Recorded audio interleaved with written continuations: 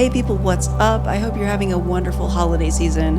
I have been in a super heavy ambient kick lately. I don't know, there's just something very soothing about it this time of year. It can be a little chaotic with all of the holiday stuff going on. So of course I wanted to make some for myself. And if you'd like to grab the project file, link is in the description below. And if you'd like to stream it, it's on all the major streaming platforms as well. And real quick before we dive into the project, I just want to say a huge thank you to all of you who are watching this right now, all of you who supported me on here on my Ko-fi over the last several years. It's been amazing, and I just want to say thank you so much. I really appreciate you, and I wish you all the best in the new year. So let's dive into making some lush ambient. So first off, I have the BPM set at 70 for this one. And for our scale, I have C Lydian, and Lydian is basically a major scale, and it's a very dreamy kind of version of the major scale. So it has a raised fourth, I believe. So if we come in here, normally the major scale, if we're in C, would have this F, but now we have F sharp. And that raised fourth really does give it this nice kind of ethereal quality, which is perfect for some lush ambient music. So I want to start off with some really nice kind of thick chords. And before I do that, actually, let me show you what I'm using. I have this MkIII Awe Intimate, which comes with one of the packs in Ableton, one of the Spitfire packs. So if I open this tab over here, come into places, I'm just going to type choir.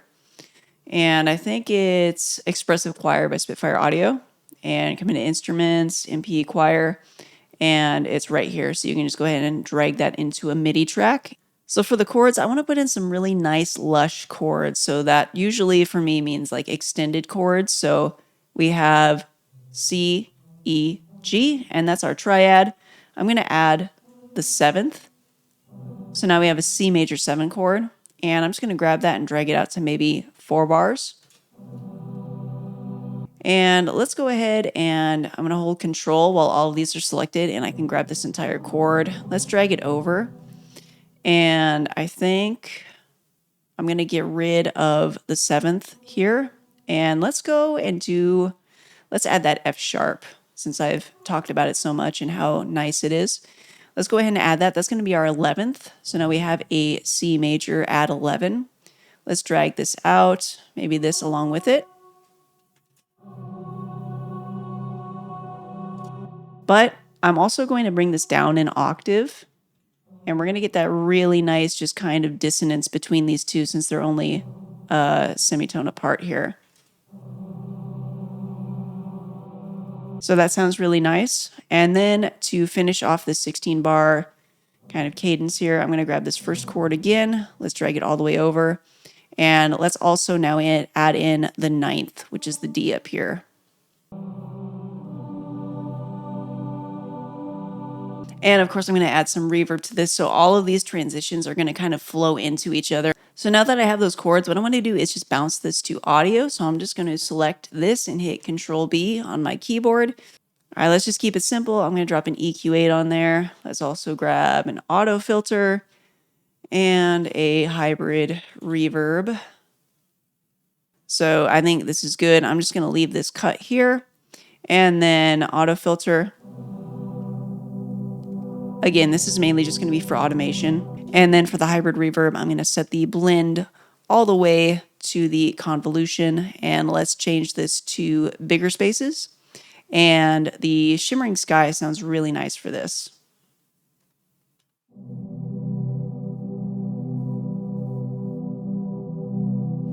So one of the things I want to think about when I'm going to be layering kind of a soundscape is the different frequency ranges. So if we look at this one, just where it's sitting, this is kind of toward the lower mids.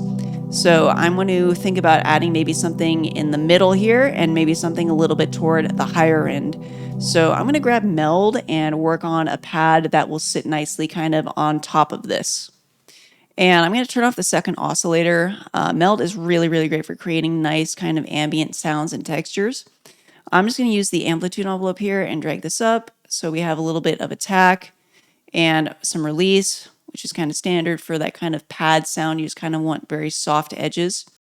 And I'm going to change this from basic shapes to noise loop. Let's go ahead and add an auto filter just so we're not hearing all of that.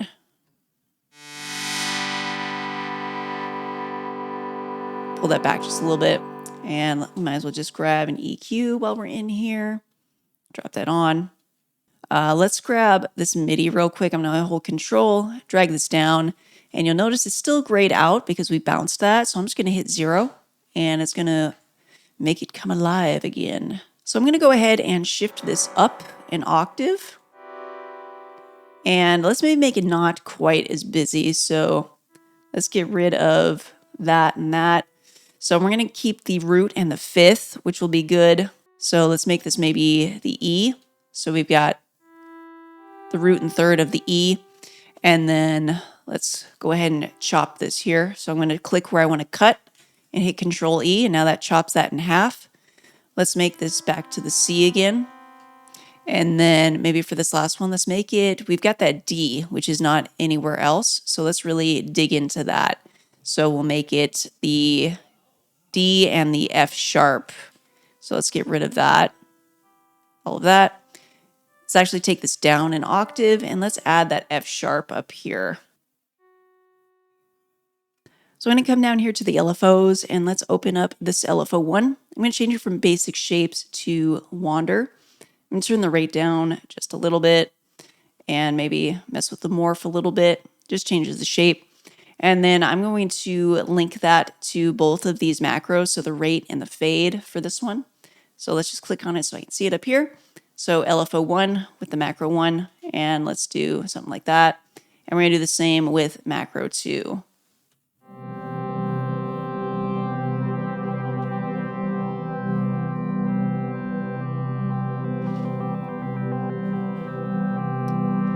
And you can hear it's giving it just some nice kind of fluctuations.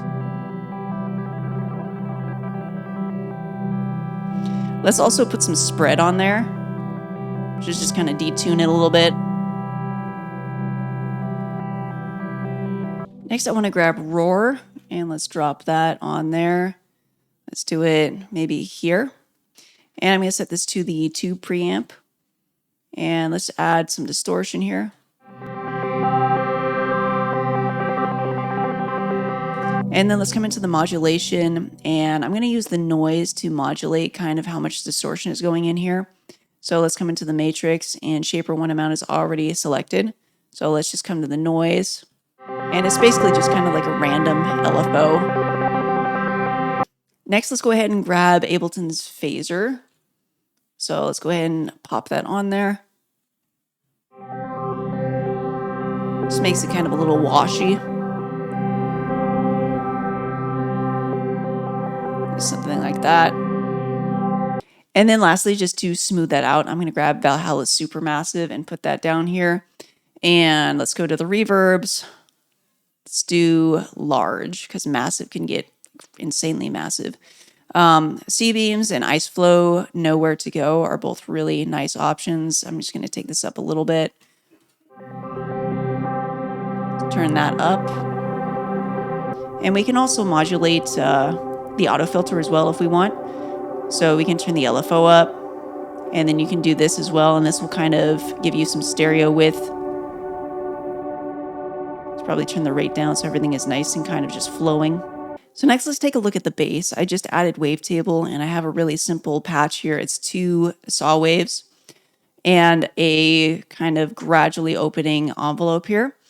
And then I've done basically the same thing with roar that I just did with the other pad. So I dropped a new instance on here. It's on the diode shaper. And then I've used that noise to, again, route it to the shaper 1 amount. So the bass is just kind of fluctuating a little bit. There's chorus on here. And then an auto filter just to cut off all of the higher frequencies since it is our bass.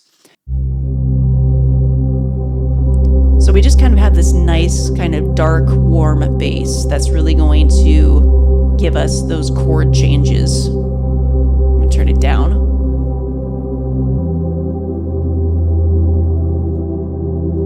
So I kind of have the lower mids, the mid-mids, and now I kind of want the upper mids and that upper frequency to be covered. And I kind of just want this nice, sparkly sounding texture. So I found this piano one-shot. It already kind of sounds like it has some granular processing or something on it. But we're going to really dig into that. So I'm just going to go ahead and drop that into Granulator. And I have changed some settings here. So I have it on loop. So if we just hit, and then you can mess around with the scan, which is how far these grains are going to go away from the start point. I don't want them to go that far. And then the grain size, get like super glitchy, all the way to almost normal. So let's do somewhere kind of in the middle here, something like that. And I'm just going to run it through an EQ and an echo. And then I'm just going to play in some notes that kind of go along with the rest of the chords that are happening.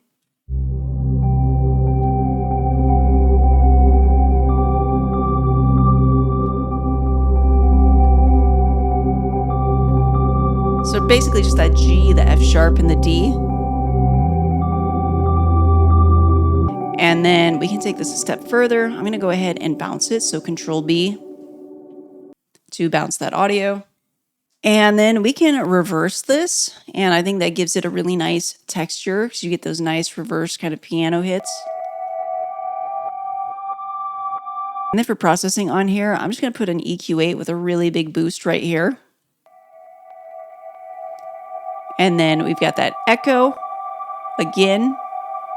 And then I'm using Valhalla Supermassive on the dark matter, which is a huge, huge reverb. So the last layer before I start arranging, I found this sample, which is a cool sample and it has some really nice texture, which is what I like.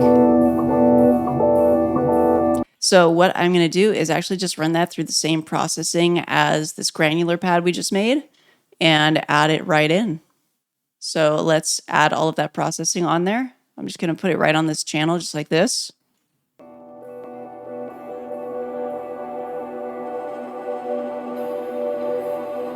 So I'm going to go ahead and Control B and bounce that.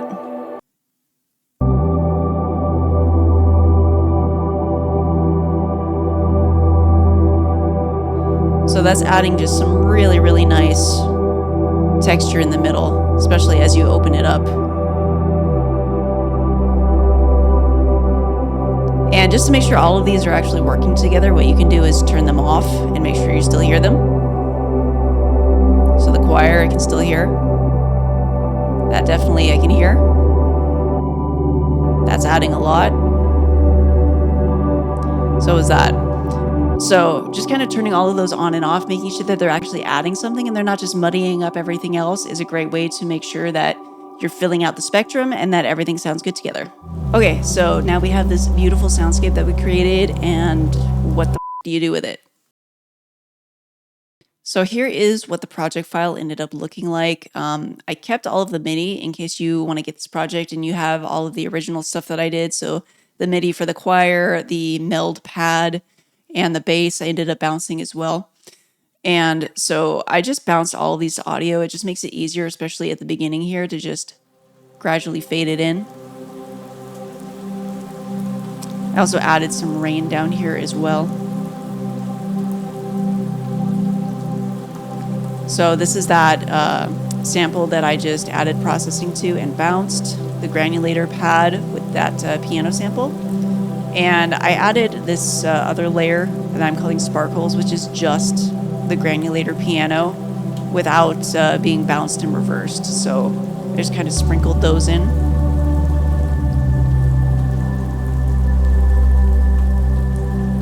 And they just sound really, really beautiful in there with that dark matter Valhalla Supermassive reverb on there.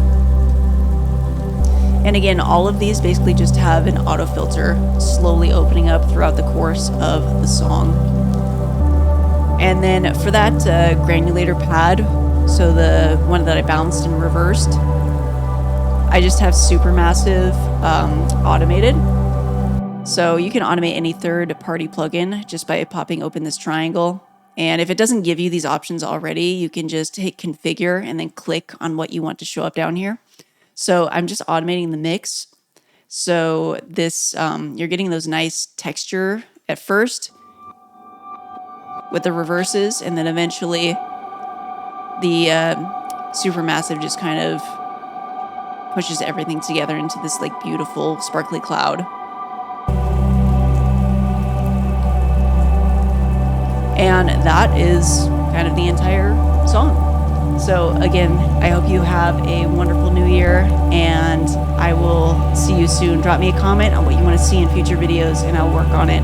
Take care.